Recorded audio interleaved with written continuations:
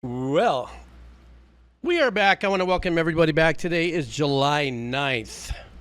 Just when I thought I was going to have a weekend off, of course, you guys know, if you know, I showed up and finished Portal 2. And I even did a little bit of a reaction to the end song, which I thought was really super clever. How many of you guys that played Portal 2, I guess part of it is staying through it so you can hear the end credits song. I thought it was really clever. I thought it was well done, and it really stuck close to the, I guess it was GLaDOS was singing that, which was kind of passive-aggressive, right? She was, she was the antagonist at the beginning, but ends up being kind of like, well, okay, we're bros, kind of.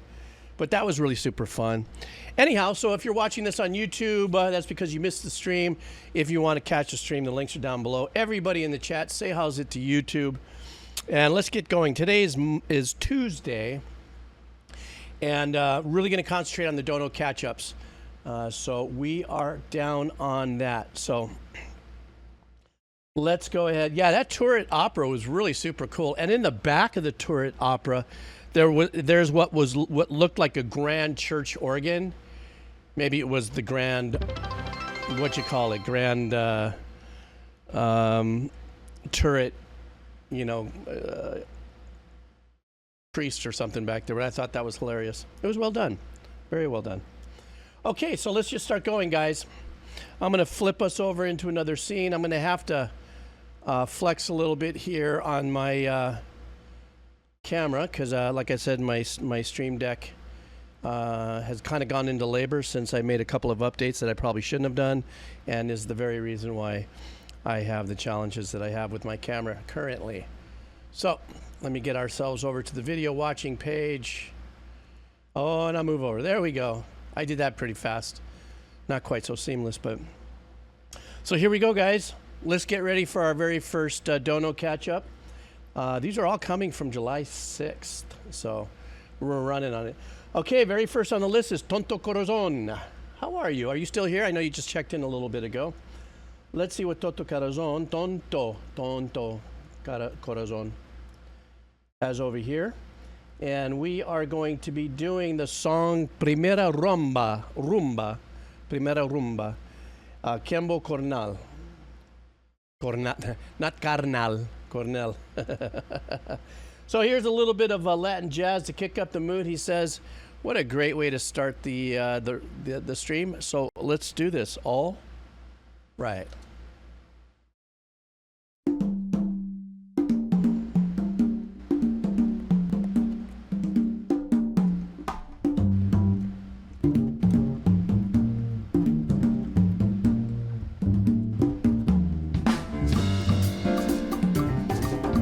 Oh, yeah.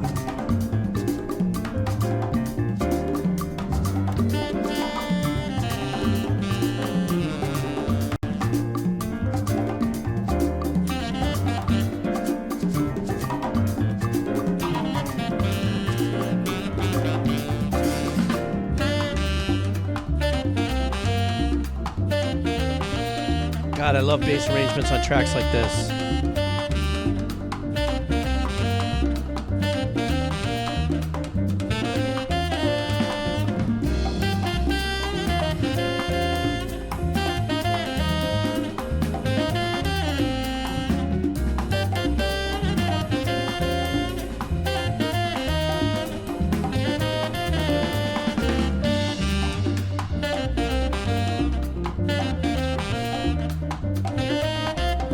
Piano, congas, bass. I don't know if they have another percussionist in the back. Of course, the drums.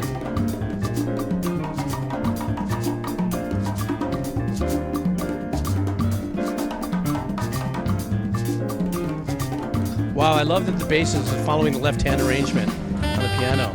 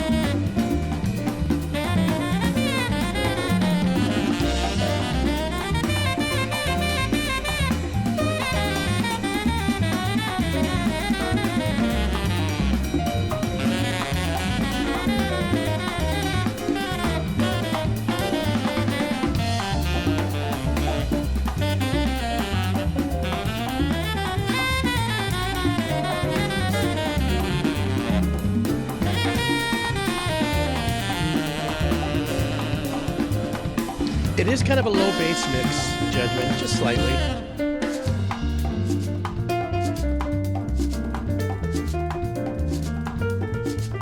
Well, it takes up more space now. You know, the bass.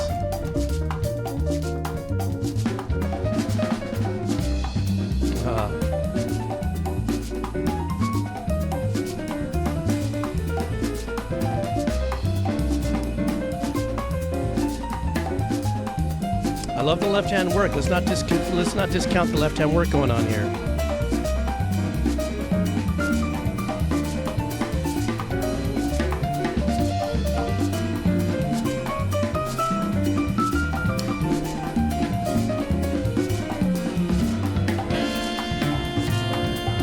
Yeah, 99%. It's usually in the very tip of the stick on that.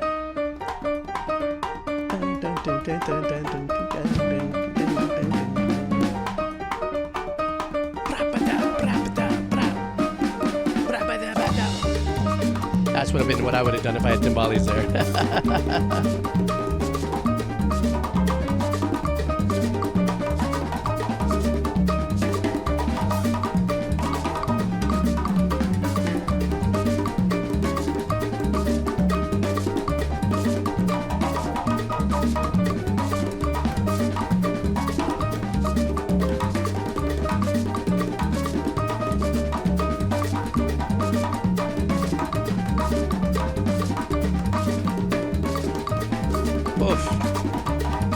Congas are fantastic. He's doing an incredible gig.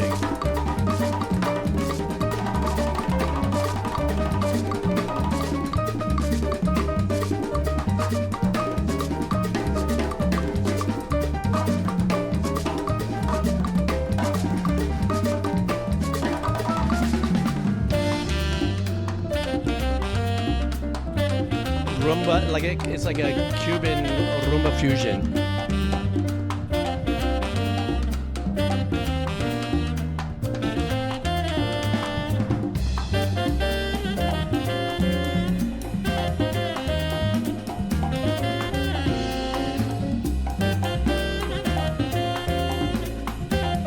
Yes, very Tito Puente.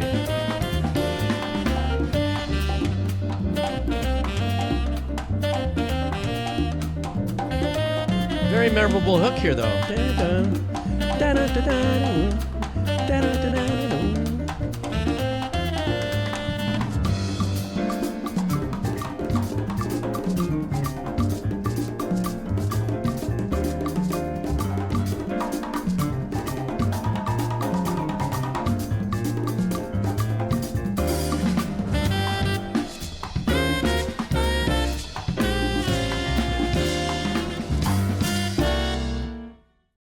What a great way to start off this session.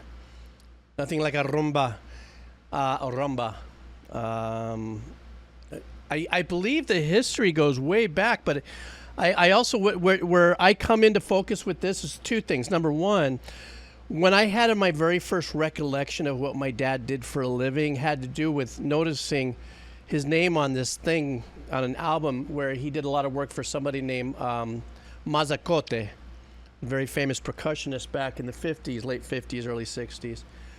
But I also remember this as kind of a call to West Side Story, where I believe there was a rumba in there as well, a rumba and a rumble or something of that nature. I'm trying to see if I recall that correctly. This is a great way to start the session here. It was such a great vibe. Man, it was so slick, and I loved every bit of it. And it was very, and like I said, it was bass, piano, drums, and percussion. And so, I'm done. I can't say anything else more about it. It was kick-ass. It was, what was it? Rumba in the Concrete Jungle. Something like that. God.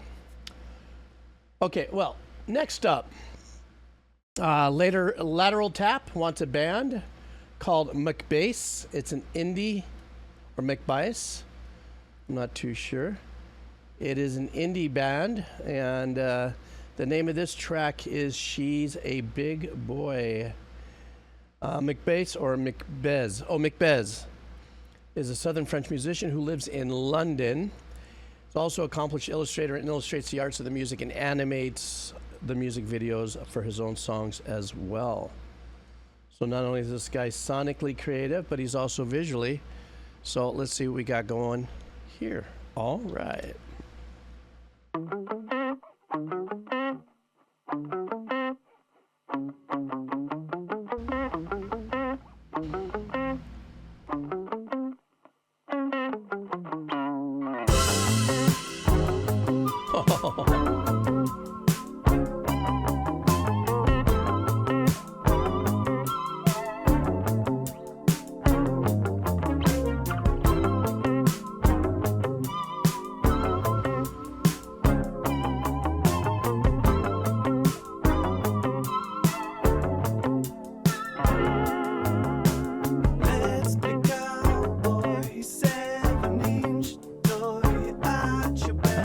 But it just reminded me a little bit of Earth, Wind, and Jazz. Earth, Wind, and Fire, I mean.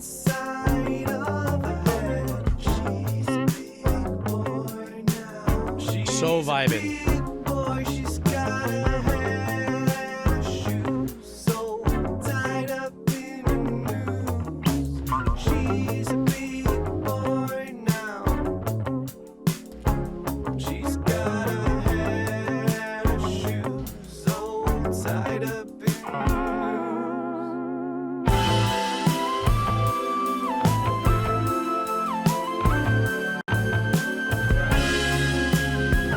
Nice chord changes. I like the work that's happening with all the bending.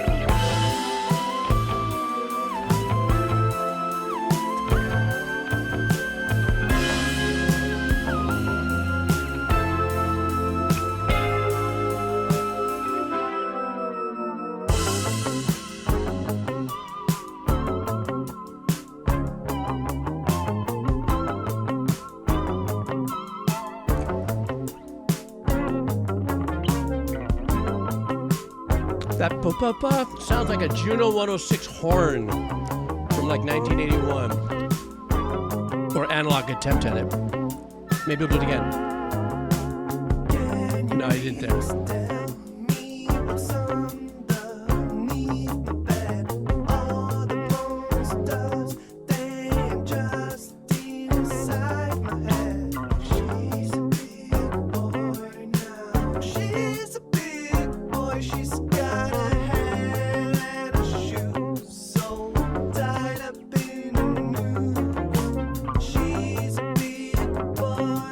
I guess the bass is flying unison on that.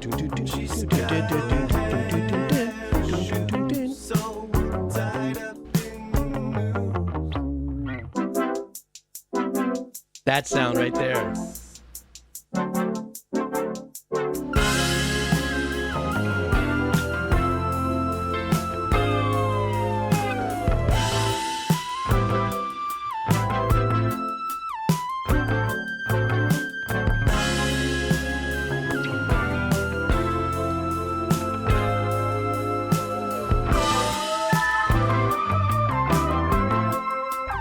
Sassy, sexy, smoky, just vibe and peace, man.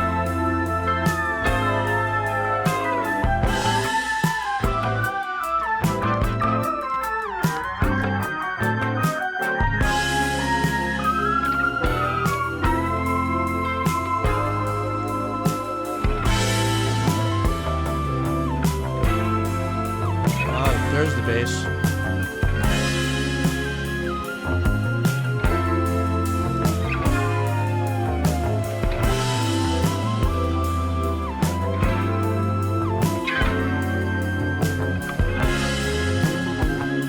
That bend into that chord.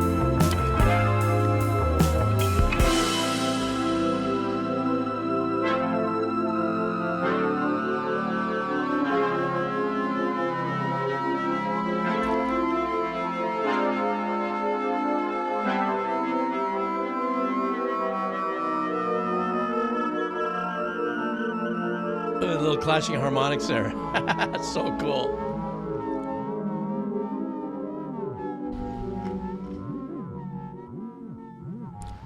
Real abstract ending to the track. Yeah, like I said, a really smoky vibe and chill kind of thing going on there. The once again, the callback for me is that we really heard it more towards the end of it, but that kind of stabby little pad, and not even stabby, actually had a very slow attack to it. Fully reminded me of an old Juno 106 horn patch.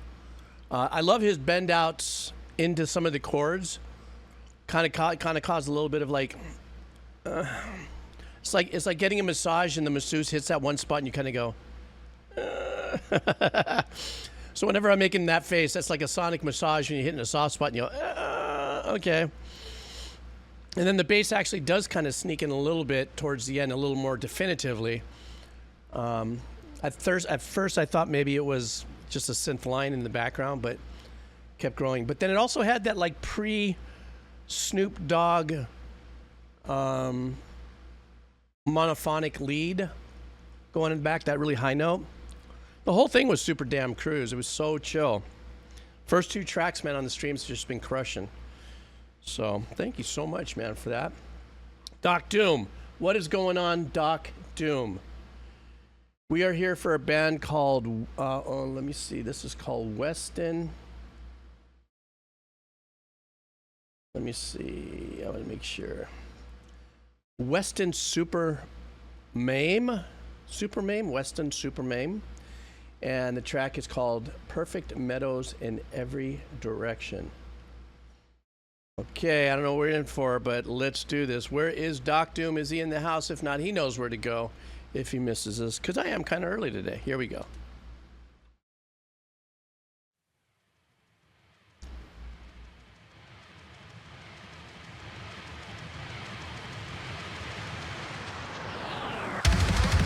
Oh, shit.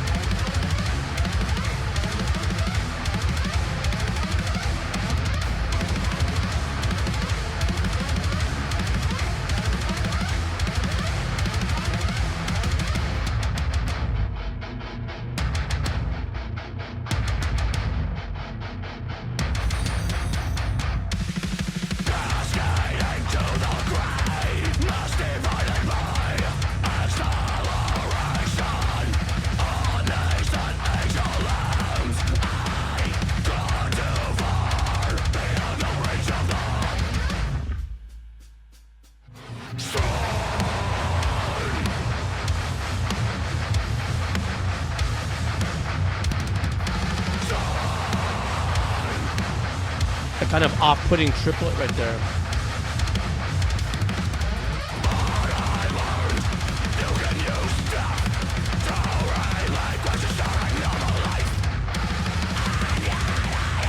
Lisa, is that a legitimate genre? Noise metal?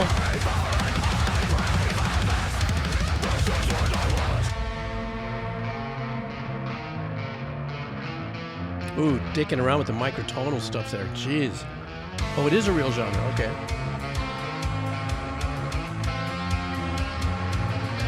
It's like if Radiohead kicked over one of their fuzz pedals.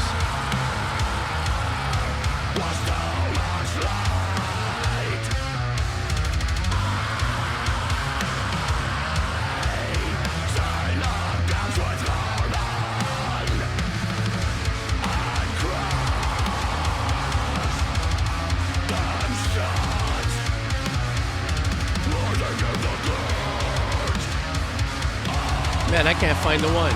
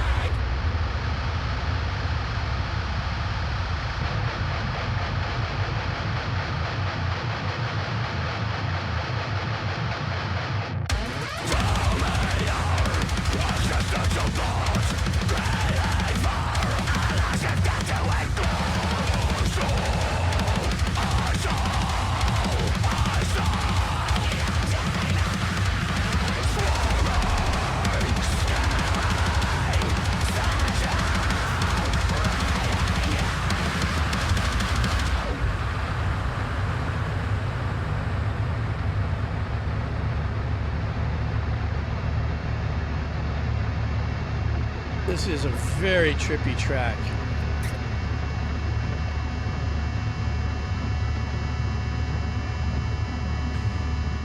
So you say it's only two people. I take it is it a drummer and a guitar? And maybe it says here this is featured Chad Capper. Maybe he's the vocalist. You can use death to restart your life.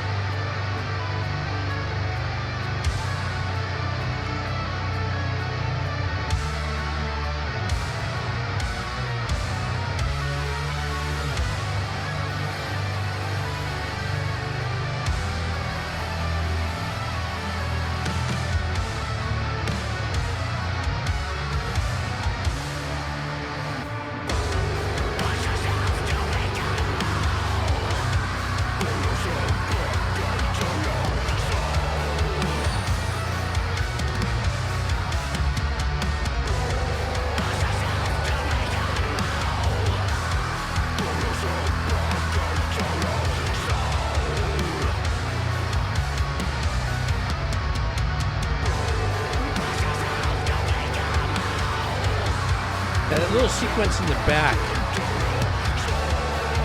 is helping it stay in the pocket for me.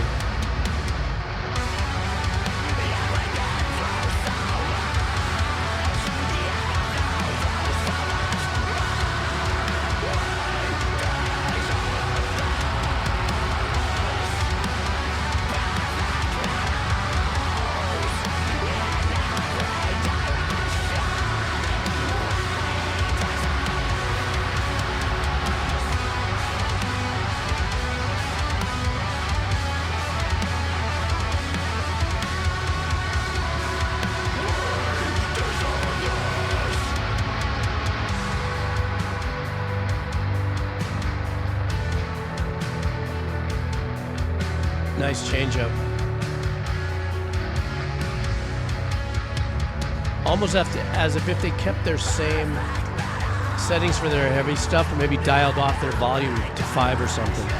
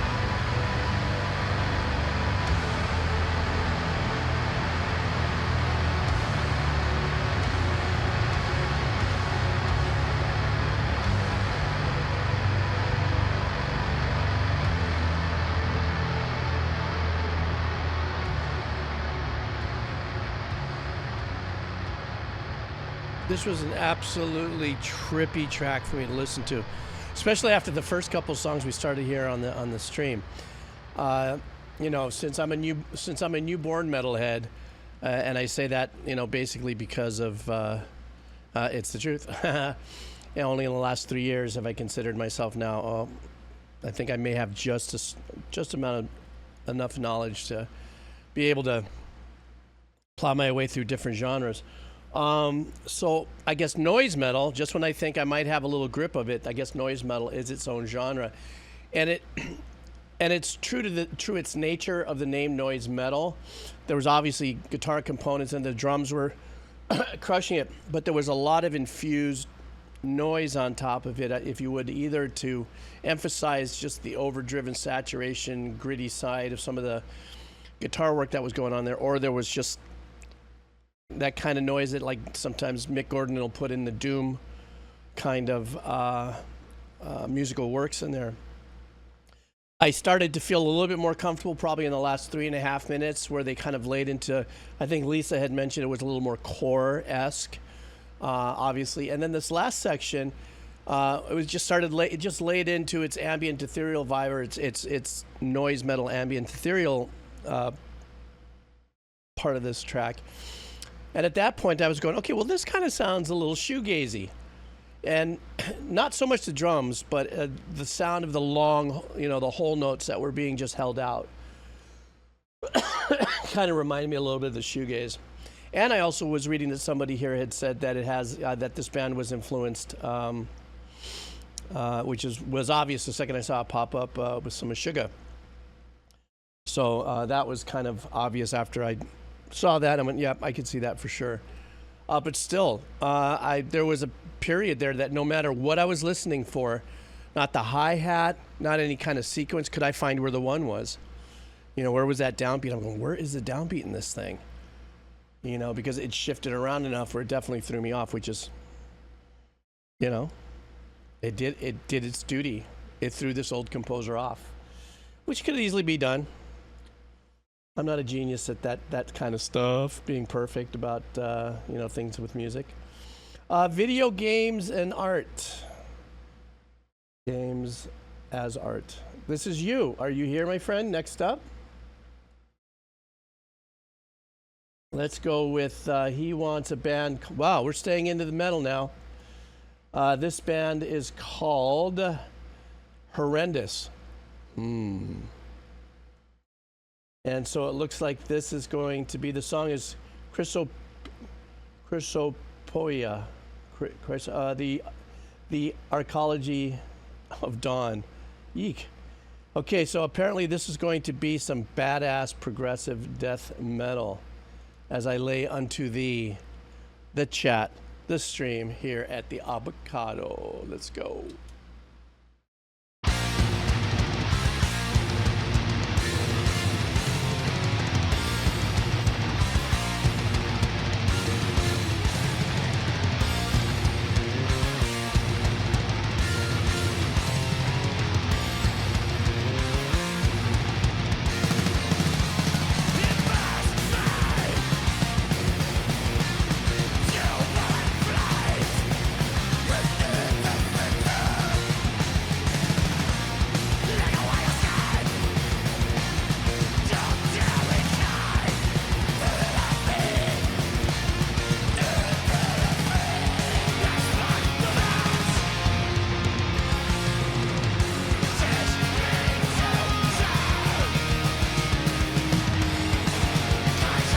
Kind of a light turnaround. Kind of a black, dark metal track, like laying into this chord.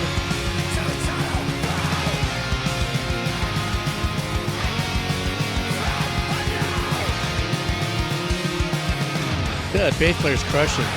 And with kind of more of a clean sound.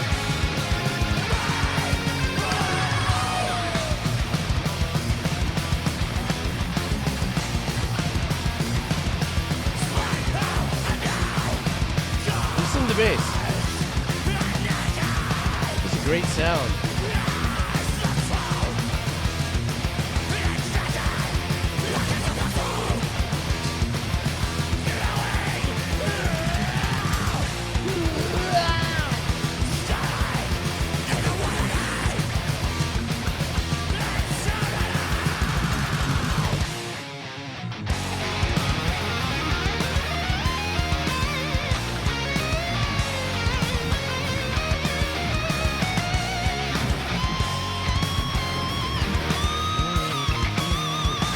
With the bass there, did you hear that?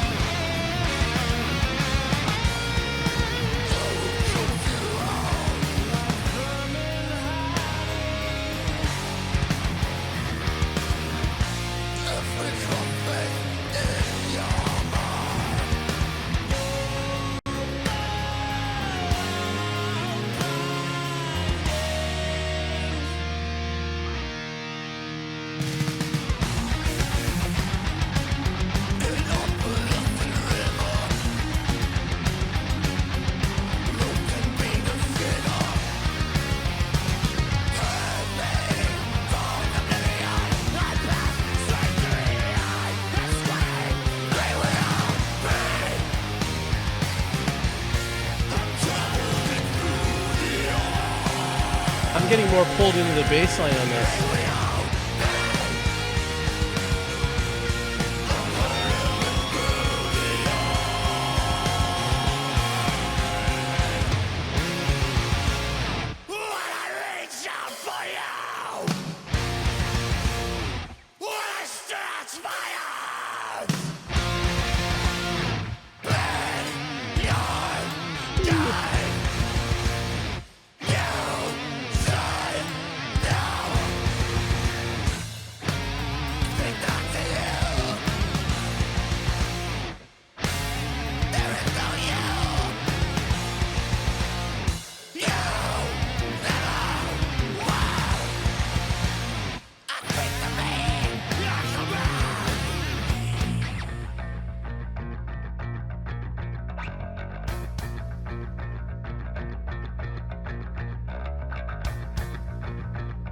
I want to hear that bass a little more.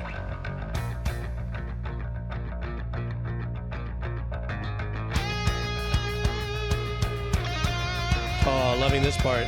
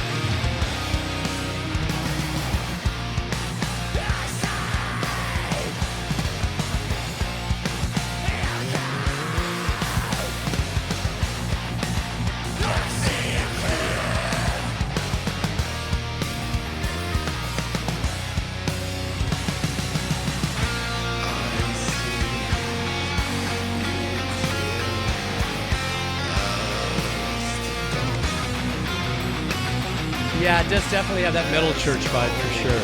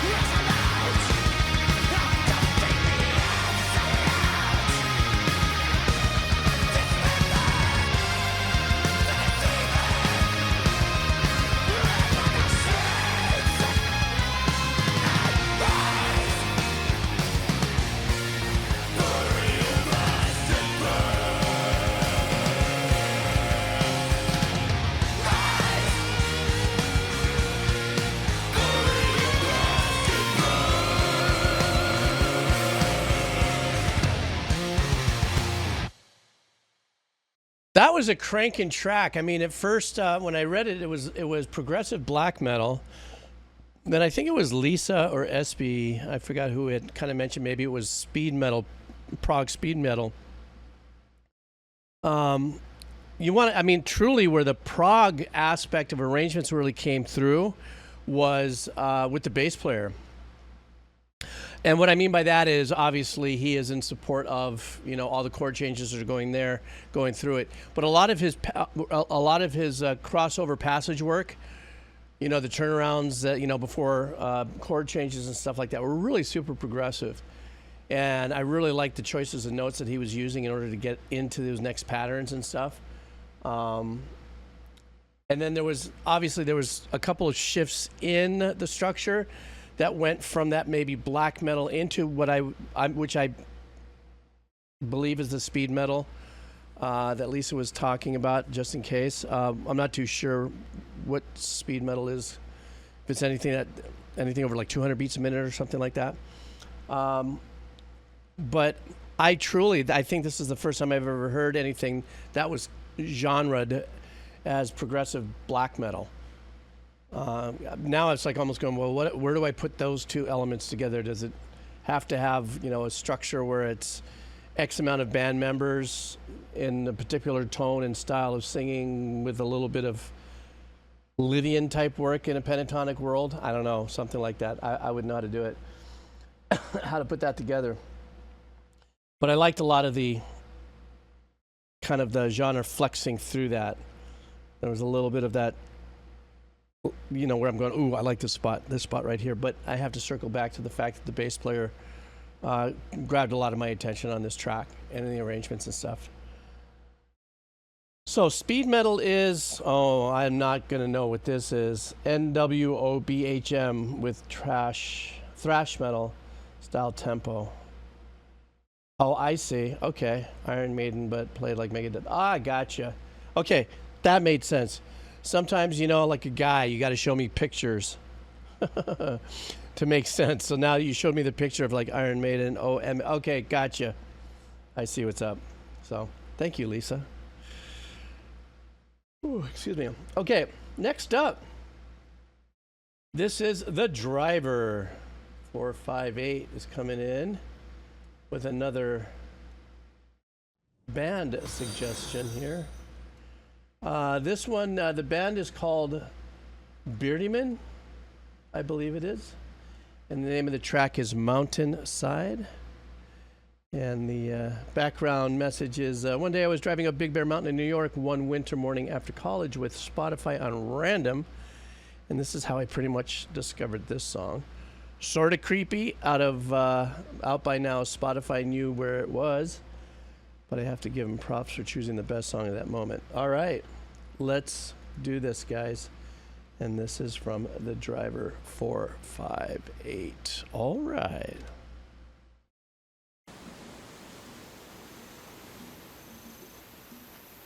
Are we outside in the mountains?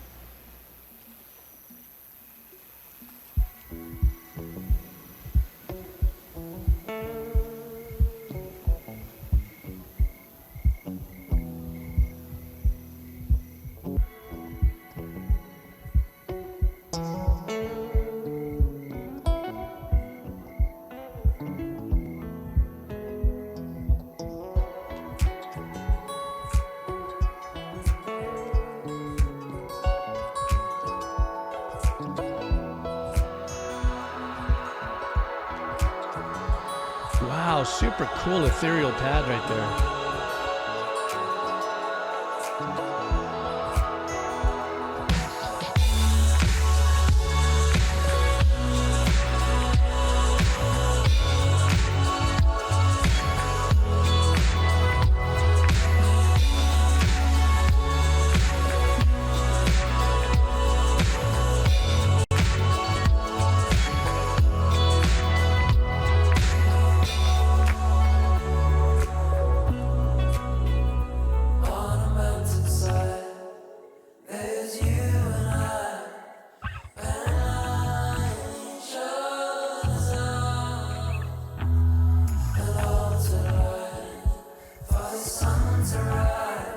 I love how the bass is just kind of clunking.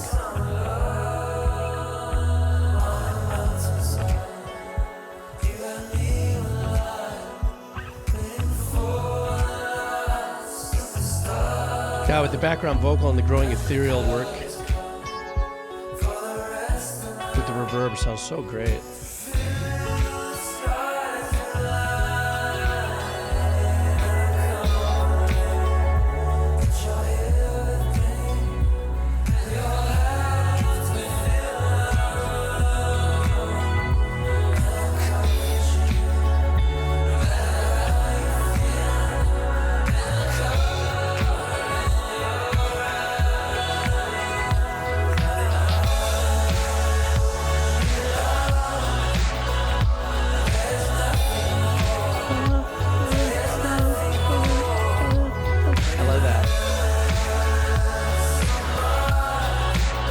F sharp minor is fun to solo in. Piano.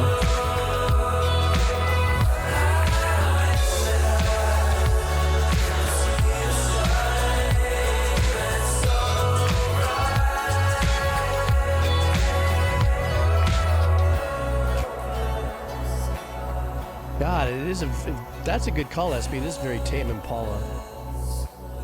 I gotta spend more time and listen to them if this is that vibe.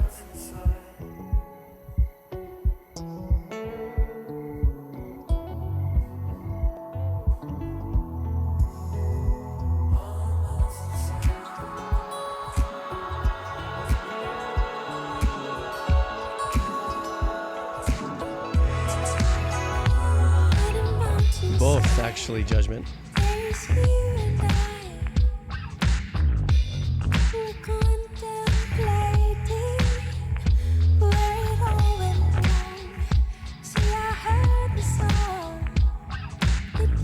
I wonder if there's like a bass layering going on.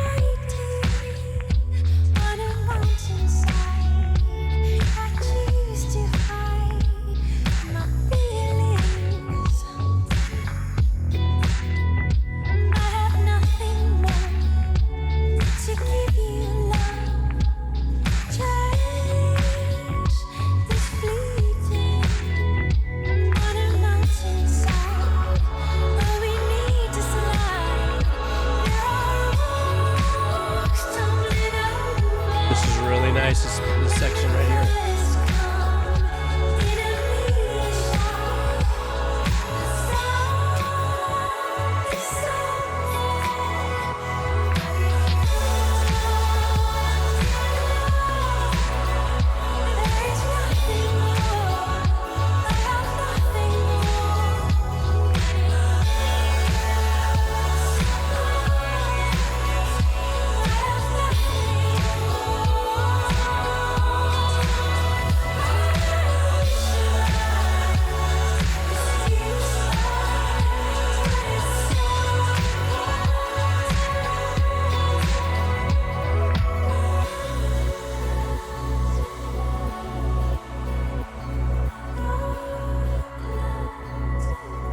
Sounds like there was that guitar back there. I couldn't pin it.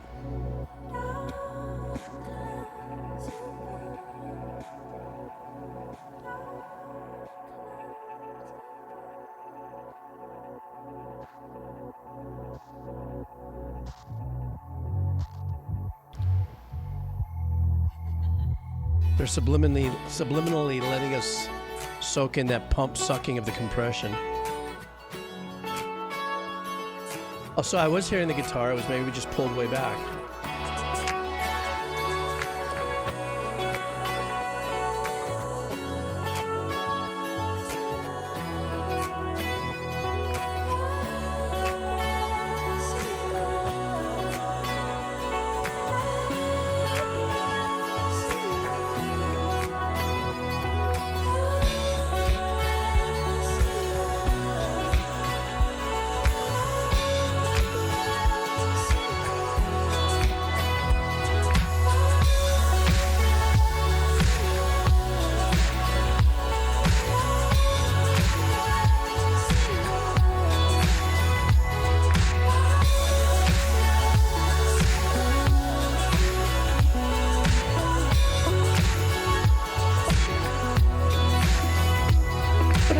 I like how the stereo imaging on that.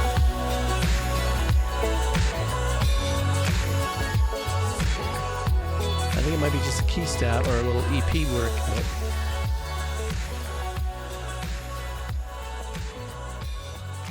that was such a laid-back track. I started to fade a little bit. I don't mean fall asleep, but I was just kind of fading back into it and stuff and enjoying it. These laid-back tracks are becoming slightly more appealing to me than normal, in the sense that I really enjoy writing tracks like this just for myself, not for any, or if I've got to come up with something for library that wants this kind of, but I never thought it was a style. I've got a backlog of this sounding stuff, not as good, obviously, as these guys, but that particular style and I'd never heard of Tame Impala. or any bands of that nature up until maybe a year and a half ago. So, but this kind of grooving, molasses, ambient, ethereal kind of, is there a genre name for this?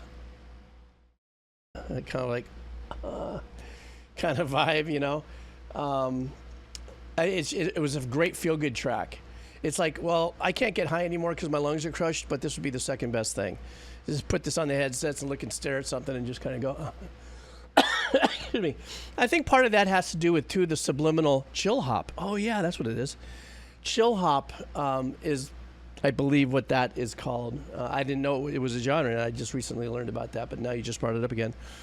But I think something else that was really appealing to that, just as a listening moment, is there's something to be said about this constant kind of compressed and released whoa, whoa, whoa, whoa, whoa.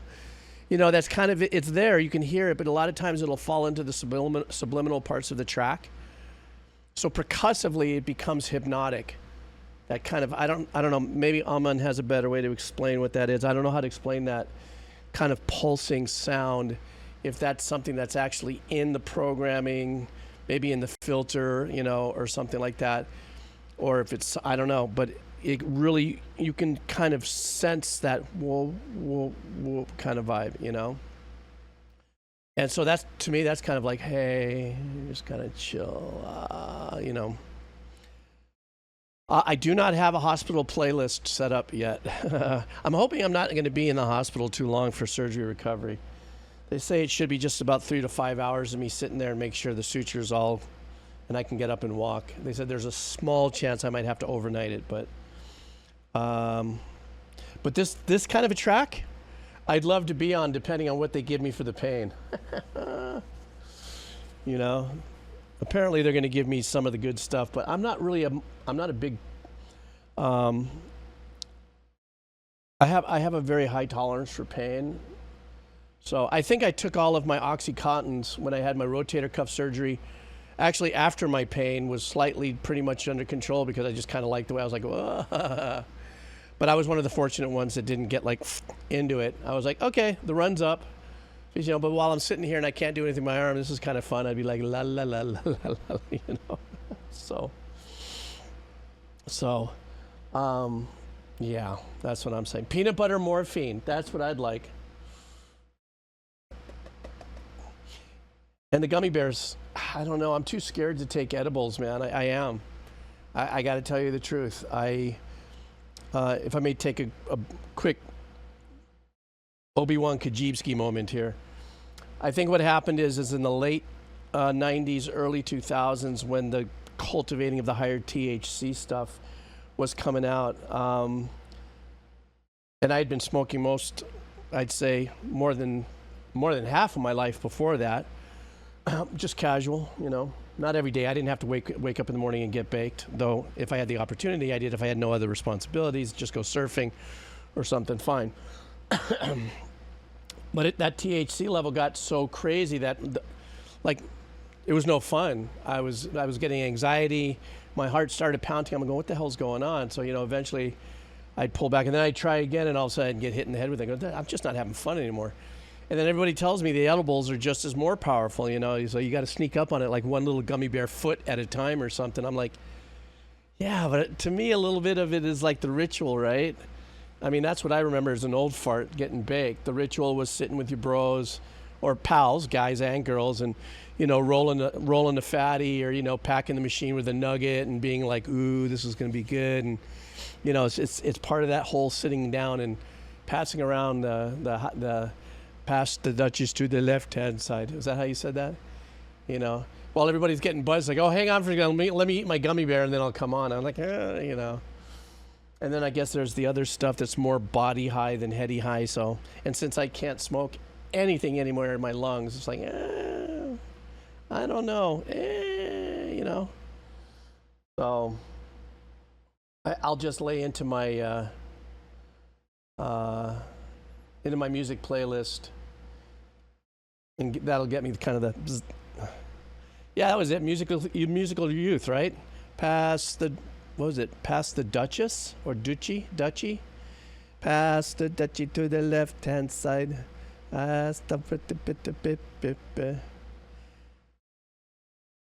like that, yeah. Music is regenerative. Excuse me. Anyhow, I'm sorry. Mahalo. Oh, this stream keeps you. Good. High five. Tonk. Tonk. That's a big aloha from Man a T. What's up, bro? Oh, I'm losing my mind, guys. Okay, here we go, guys. Next up, Ice Hat wants to get. Hey, we're gonna do a video game. And from one of our favorite video game composers, Chris Dulu. And this one is called 25 degrees north, 19 degrees east, a 2023 remaster of ROR Return. Oh, Risk of Rain. Oh, wow. Okay, I love Risk of Rain. And of course, this composer is just absolutely phenomenal. Hey, he says, speedy recovery. Thank you very much, Ice Hat. And he says, I believe this track is an 11/4, but maybe you and your stream have a different opinion. So Aman and all of us who are tempo-minded, let's put on our tempo, what do you call the aluminum hats? What are the aluminum hats? I know the aluminum hat thing has a reference too, but yes, we all have opinions. I got a little shot down for my opinion on the breakdown of the Rick Beato video I posted. What are you going to do? Here we go, guys. Tinfoil. What's the tinfoil hat mean, though?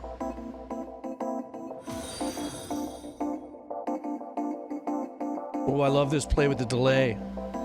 You know it's going to be a great tempo, right?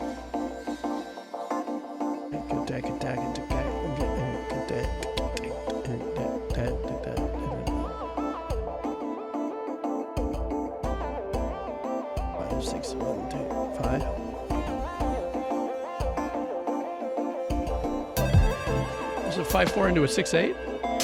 So it could be 11.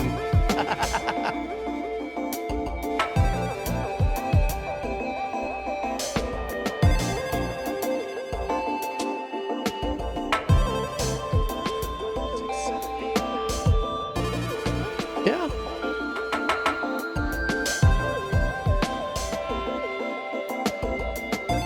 Yeah, it's 11/4. I'm thinking it feels like it.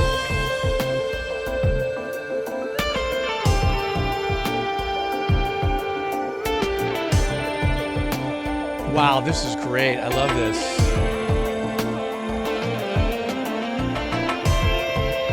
This really reminds me of my uncle's old band, Caldera.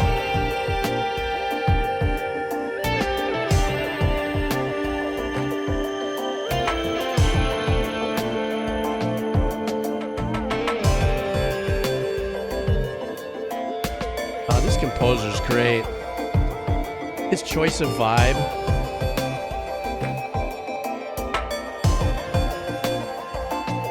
Some of the random percussive elements in here.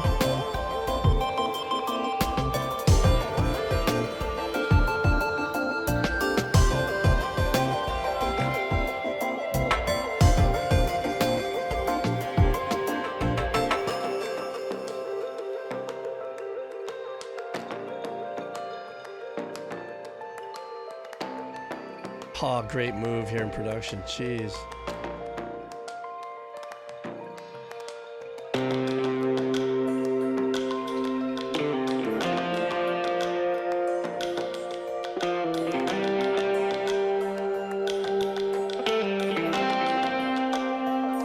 Tone for that guitar.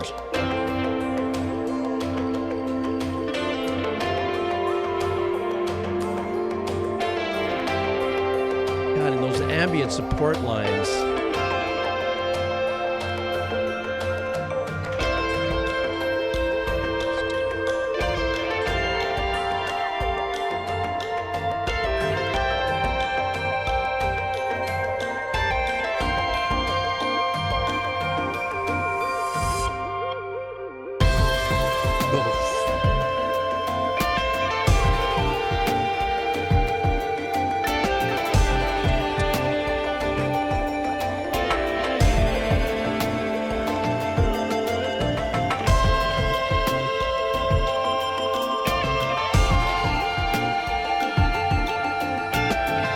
love the electric piano, the pattern that it's holding down in the back rhythmically.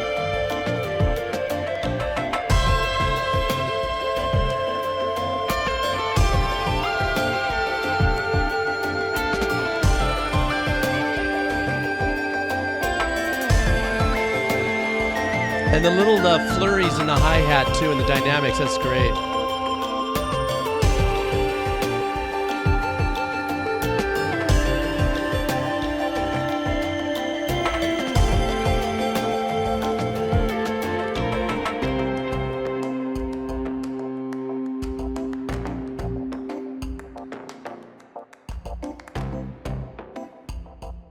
I love the clap percussive, that stuff they had in the back. Man, that was killer.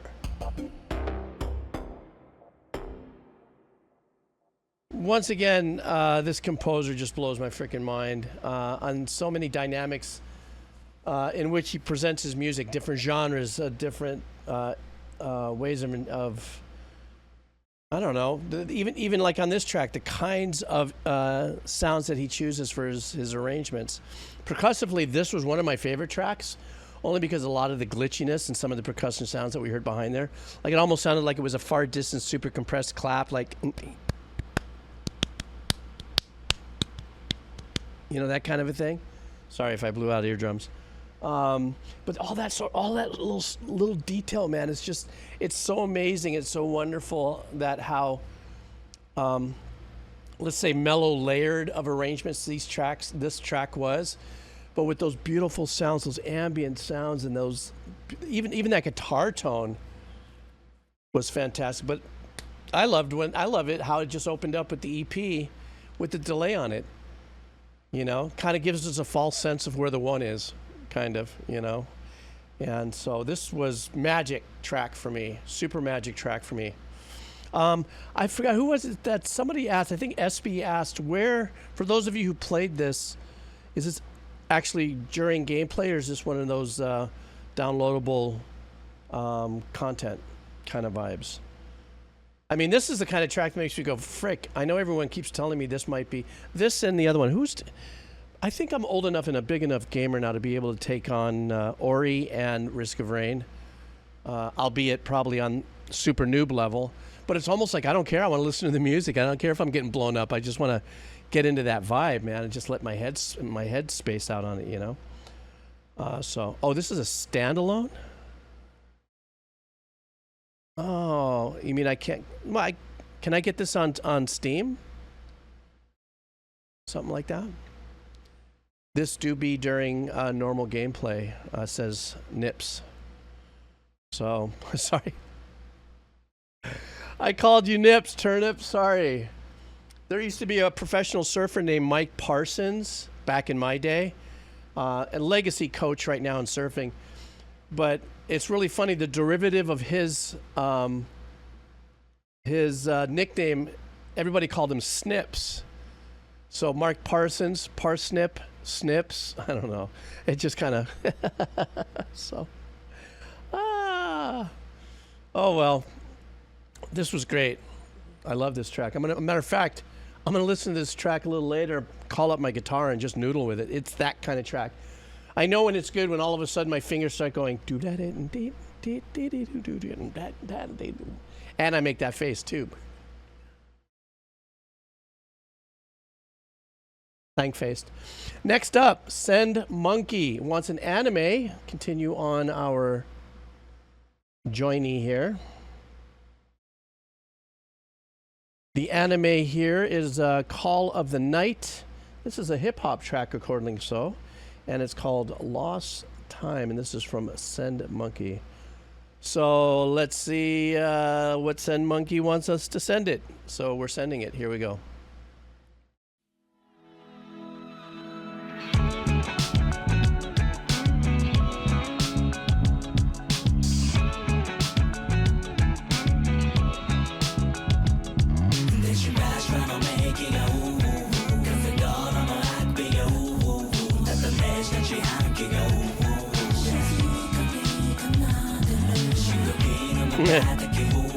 I love what the bass is doing, just that. Maybe we'll do it again. こはダンスフロー金幕板の上主演脚本監督皆俺ほらステップライ Singing right blow away 見れぼるなら満月雲の上 I love that there's an essence of melody in the rap. Less spoken word, a little more melodic.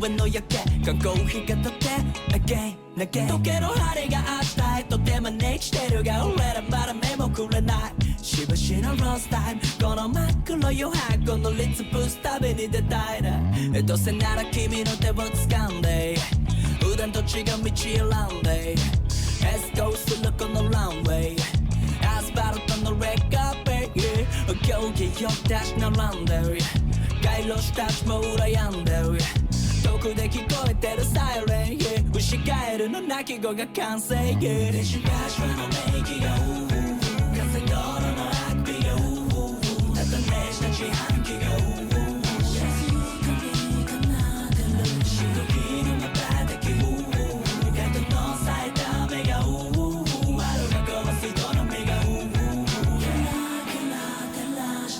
錆びついた看板胸を張るお役御免のポスターが腕をまくる置いてかれた自転車がへそ曲げる君と俺に中指を立てる監視カメラがぼっとよそ見してる株未来には全て知られているコインロックは秘密を抱いている公衆電話が話したがっている首をもたげるテコスの竜また一つ空が狭くなる今空明け願いを打つ向かい合わせのシャッターを夢打つ風がくすぐり空き缶が笑う立ち上がれなすがらがへたり込むはぐれた片割れを探している一人ぼっちの軍手が泣いているレジュラシュラの名義が風道路のあくびがただねした自販機が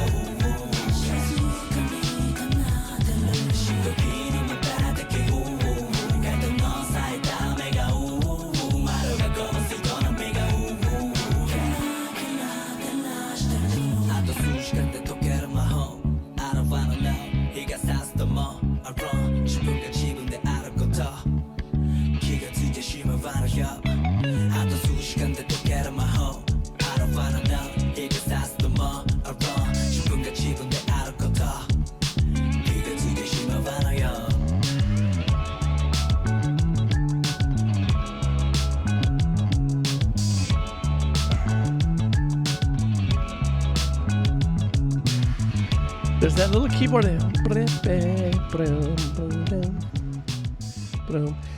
I think maybe the essence of the track being hip hop, in the sense that you know, the way it was patterned, it's just two chords there.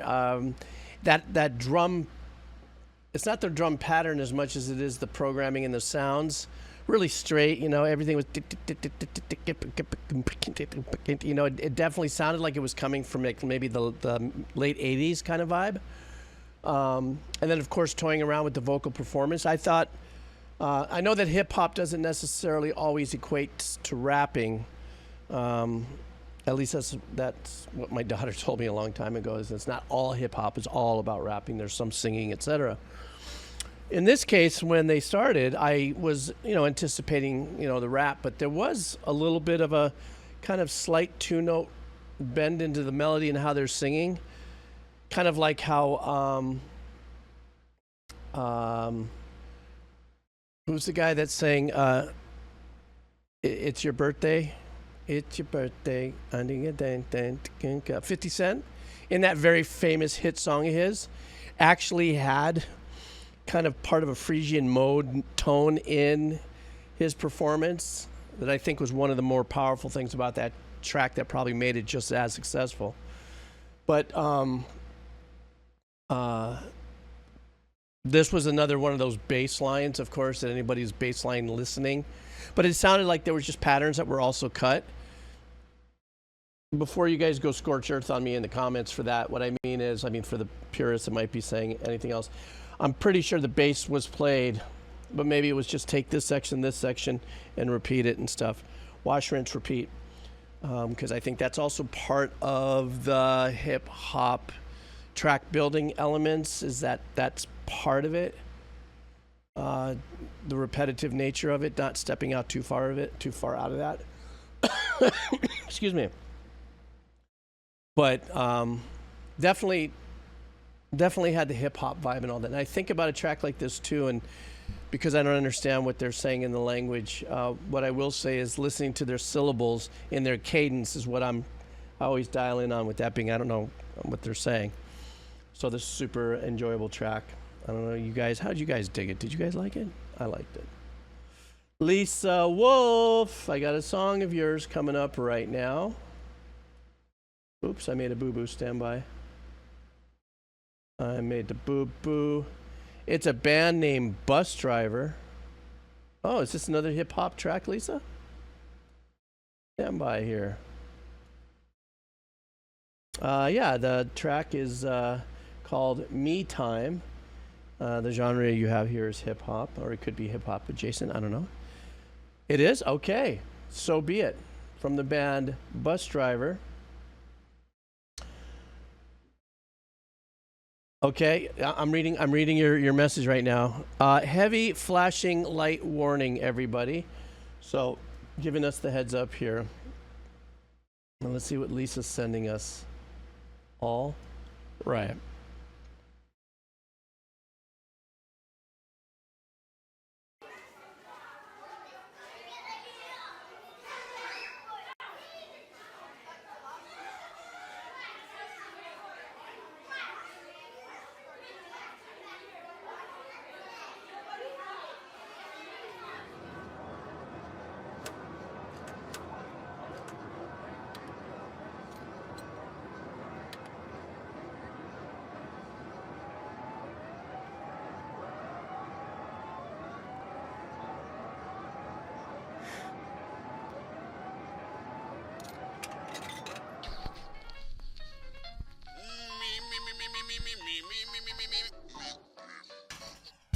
The paint of a beige, critical the cake, all up in the ruined GOP motorcades. For these senseless scenes, censor scenes, I earned a soldier's wage. So I broke a leg, Peter roll the blades, cause I came in that the OG was overpaid. Go putting M16 at Brent and Dean, coursing through the poster aids. I never want to brush any economic crunch. The financiers are seems in a bomb and slush, and a sexist machine expressed in me, cerebral role persuade. So I got a D, move the dark manner, on the spring, but a professor who is in charge. I don't know, they all eat their business cards. I'm a hackadeer shooting, no Vladimir Putin. While the rubber, this is a cashmere pantsuit thing. I can knife the spokesman, so ibuprofen become your golden egg. Automated border ready, tell them so the subsequent happy server in the pool on the side of registry because they don't give a fuck about the findings on the true research. It's a moot point of what have you heard. Bubbling the idiots for news correspondency, the desperate, the need to form a new foreign policy. They have to give the credence to the pro-war pandering as we all scupper over Saturn rings. Regimented double talker undercuts the predator to other corporate heads trying to run away with tax cuts and investors to evangelicals, the tents walls, better the head is the regulated grounds. Have you ever after benefactors? It's like trying to listen to Coolio and I can't hear anything. Lyrically,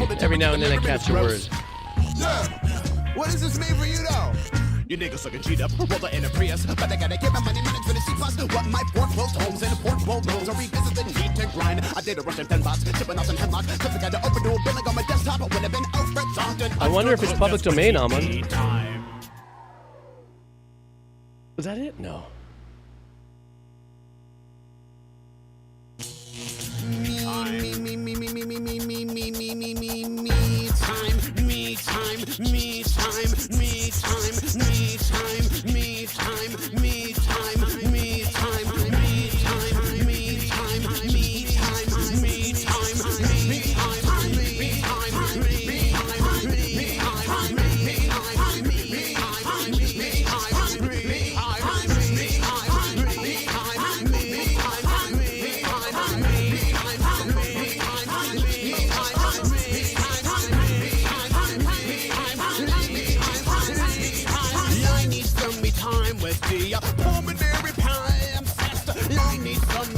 With the pulmonary palimpsest, I need some me time with the pulmonary palimpsest. I need some me time with the pulmonary palimpsest. Watch the bank merge, liberal thinker, cause now the middle fingers, the California state bird, if it ain't heard. Yeah. Oh, that was it? No, that can't be it. I guess it was. What a trippy track. Kind of scary. In that kind of clown macabre kind of way. Eek, guys, let me choose another. How about here? No, how about there? Cake? No, cake. How about over here? No, how about over here? There we go. Yeah, that was kind of yeah, that was kind of me time, trippy headspace kind of vibeness there. I didn't understand any of the lyrics at that more Coolio kind of side, but yeah, that whole trippy use of that Mozart track. That I wonder if it's public domain. You know, I'm pretty sure that is. It's kind of like it's been a bazillion years. It'd be very clever though. I mean, because it's also that theme, that movement, that Amadeus, that Mozart track, is recognizable throughout a ton of genres. You've heard it at least a dozen times through you growing up at one point or another. Very recognizable. So that was a nice look. I don't know much about the name of the band was Busdriver. So Lisa, is this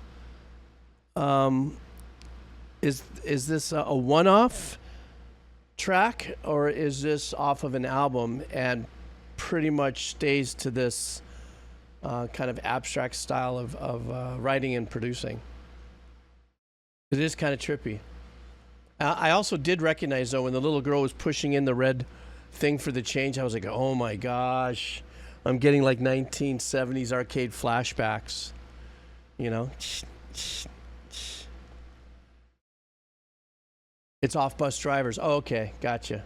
Okay. Woof. Trippy track. I dug it a lot. Okay, who's next? Great Gas Gun.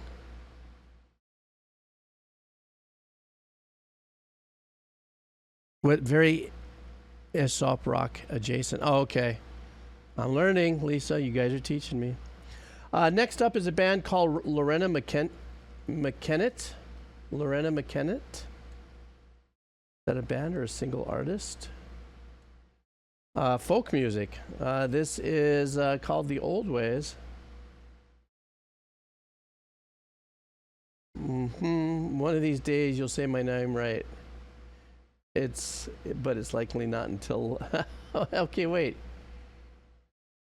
Great Sage Sun. Is that it? Great Sage Sun, I would say, maybe, perhaps. Great Sage Sun. I don't know. I make this mistake because I do. I like you call me out on it, though. So the name of this track is The Old Ways, and the artist is Loreena McKennitt. And it's requested by Great Sage Sun. I bet you that's how you say it. What does it say? This was the song that introduced me to this artist many years ago.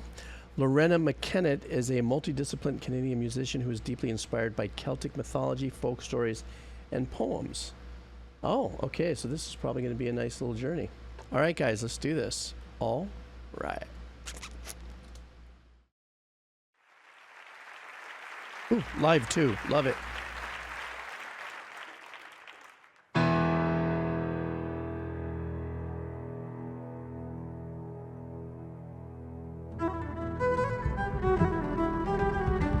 Straight up into the Celtic. Let's go.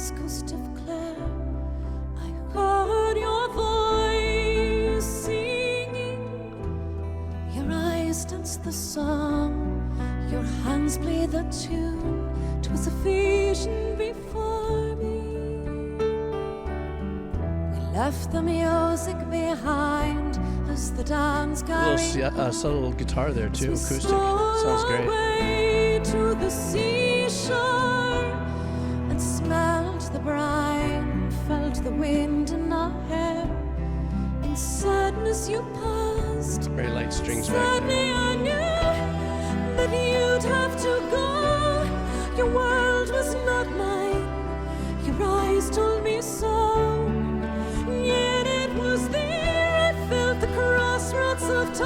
gone, and I wondered why.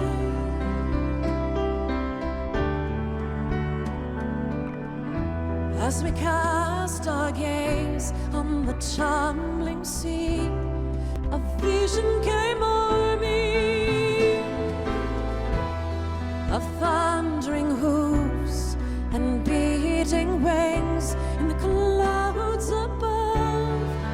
Turning to go, heard you call out my name. You were like a bird in a cage, spreading its wings to fly. The old whistle lost, you sang as you flew, and I wondered why.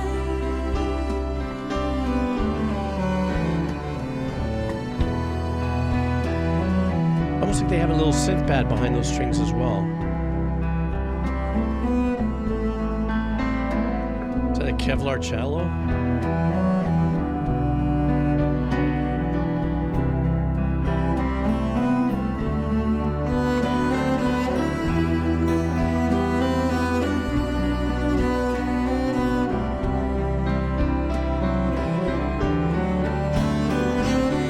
Carbon fiber, okay.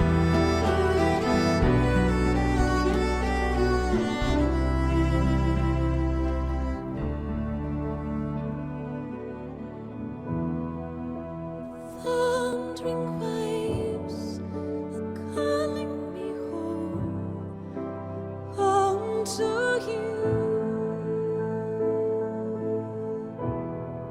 The bounding sea is calling me home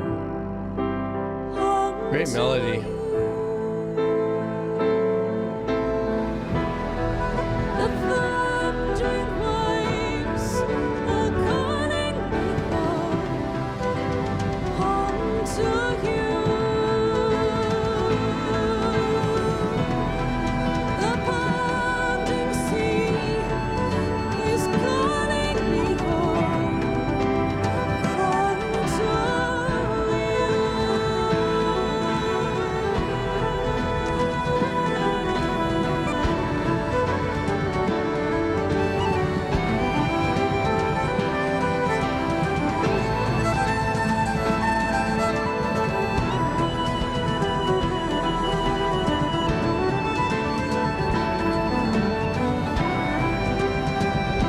I was drifting, mesmerized. I was fading.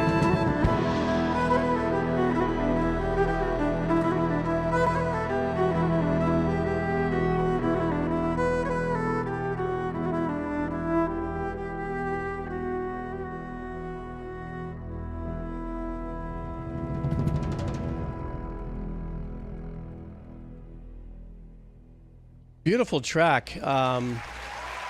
You know, this was one of those kind of tracks that just let you just kind of, like, literally, when I say I was fading, I wasn't sleeping, but I kind of went to another zone of listening, because the lulling, if you would, of 4-chord change patterns, you know, that kind of just keep, I don't know, for me, it just kind of lulls you into this kind of, or at least the way this was produced and the sound, her voice is beautiful, great melody. That Celtic vibe also sounds like this could have been one of a song in one of a dozen different video games that kind of caters to the mystic forest kind of Renaissance kind of games that have that kind of vibe. I think I was really kind of just more set at peace in this track.